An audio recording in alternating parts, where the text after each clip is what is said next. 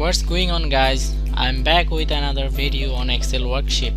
Today I'm going to show you how to remove duplicate values from Excel workbook. So let's talk about it, and if you like my video, please subscribe my channel for more details update on Excel. So we are going to click Excel workbook. Here you can see in the column E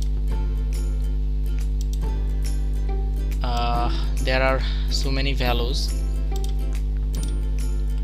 We can see row 13 and row 14, two values are same, and row 17 18 as same values.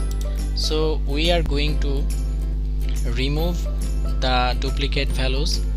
At first we are going to select the column until values are available. Then we have to click on data, then click on remove duplicates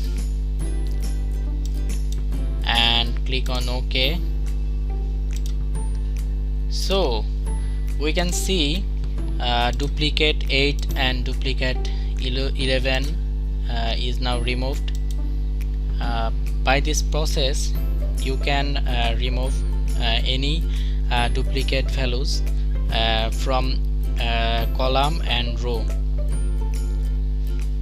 Thanks everyone for watching this video.